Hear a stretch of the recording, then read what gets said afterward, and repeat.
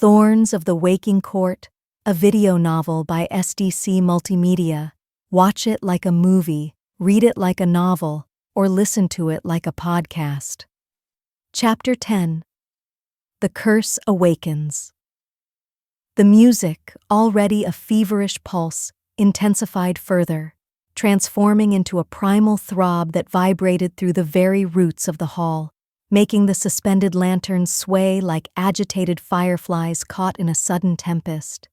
The masked figures on the dance floor, their initial grace replaced by a desperate, almost frenzied movement, spun and twirled, their laughter shrill and breathless. Calla felt the grove's pulse in her veins, echoing the accelerated beat of the drums, growing louder, more insistent, no longer a hum, but a roar. It was a hungry hum, and it was growing louder, demanding. The sigil on her wrist flared, a searing, white-hot agony that tore through her, stealing her breath. She gasped, a cry caught in her throat, strangled by the sudden, overwhelming pain. It was excruciating, not just on her skin, but deep within her bones, as if the very roots of the grove were tearing through her own flesh, consuming her from the inside out. The familiar taste of blood and lilies, sharp and metallic, choked her senses, overwhelming her with a visceral memory of her mother's rooted suffering. "Calla!" Elias moved instantly, his hand reaching for her, his masked face etched with alarm, sensing the catastrophic shift in the grove's magic.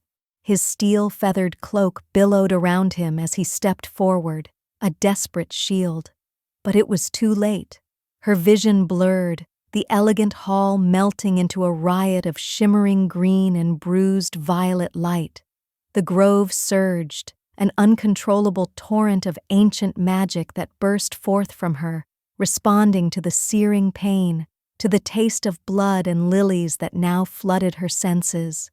It was a raw, primal scream of power, echoing centuries of suffering.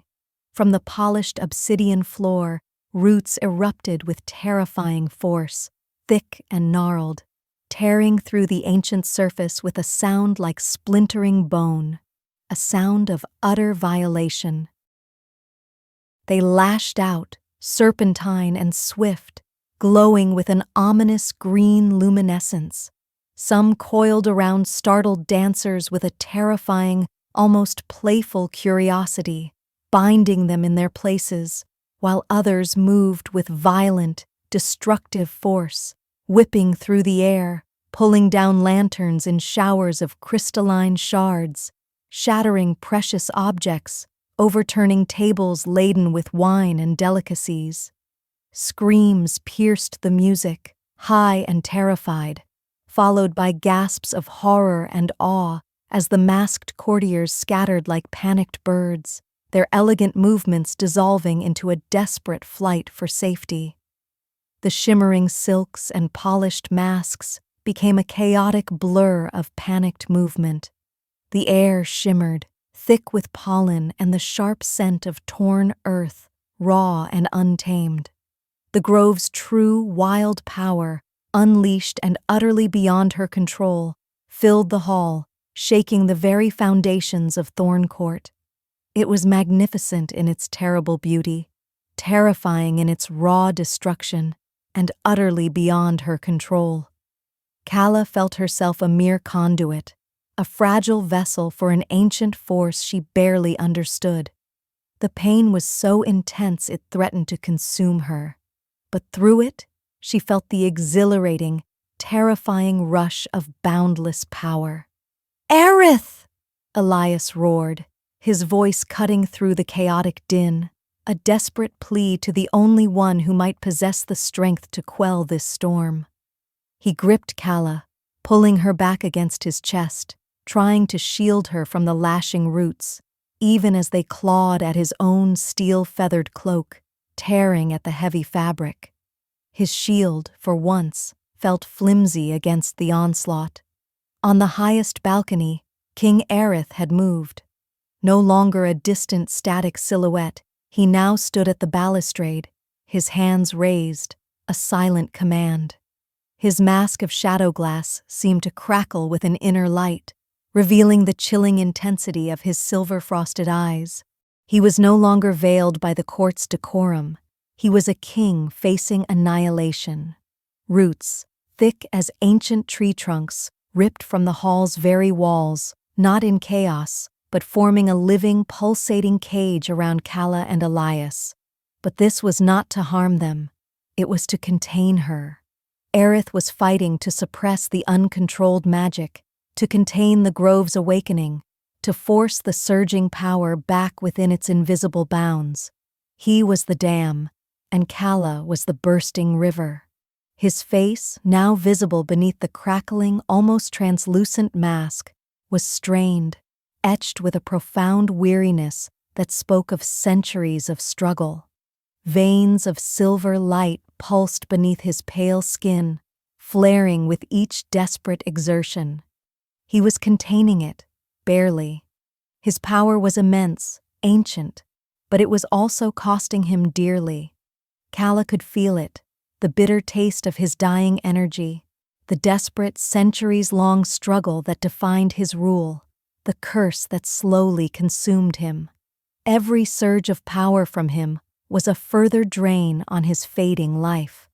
The Root Warden, forgotten at the edge of the dais, pulsed with frantic amber light, its body groaning, reacting to the grove's sudden, uncontrolled rebellion. Its ancient lumbering form shuddered, as if torn between joining the chaos or maintaining its long-held vigil.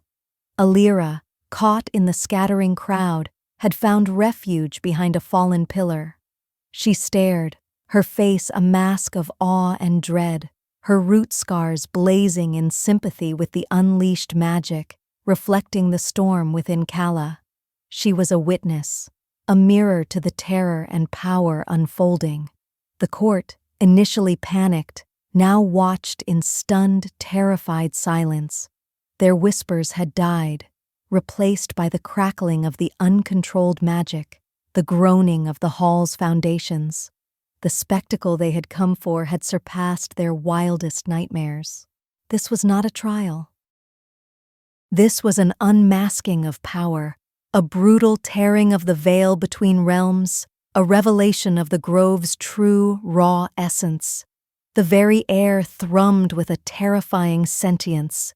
The Chancellor, a dark silhouette on his high balcony, remained motionless, his presence radiating a cold, calculating satisfaction. He observed the unfolding disaster, his unblinking gaze taking in every detail. This was what he had feared. This was what he had anticipated. This was the wild magic he had sought to contain, to control, and now, to ultimately seize. His plans, dark and patient, were closer to fruition than ever.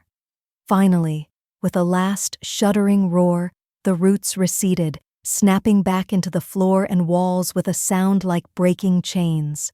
The air still crackled, thick with ozone, and the sharp scent of damp earth and raw power. The hall was a ruin of shattered obsidian, uprooted wood, and overturned finery, a testament to the brief, terrifying unleashing of Thornecourt's deepest heart. Calla crumpled, the searing pain receding, leaving her breathless and weak, her body trembling uncontrollably. The sigil on her wrist still pulsed, but the violent surge had subsided, leaving behind a profound exhaustion. Elias caught her, his arms strong and steady around her, supporting her weight. He looked down at her, his face grim, but a flicker of awe in his gaze. Aerith, his face pale and drawn, lowered his hands. The mask of shadow glass dimmed, its light almost extinguished, revealing the full extent of his exhaustion. He swayed, leaning heavily on the balustrade, his body trembling from the immense effort. The effort had drained him, pushing him closer to the brink of the curse's final embrace. The court, witnessing their king's vulnerability, began to fracture. Whispers rose, no longer hushed, but emboldened, daring. Masks turned, not just to Calla, but to each other. The illusion of unity, so carefully maintained by Aerith's authority, had shattered like the hall's obsidian floor. The foundations of Thornecourt, built on fragile authority and ancient curses, trembled, on the verge of total collapse.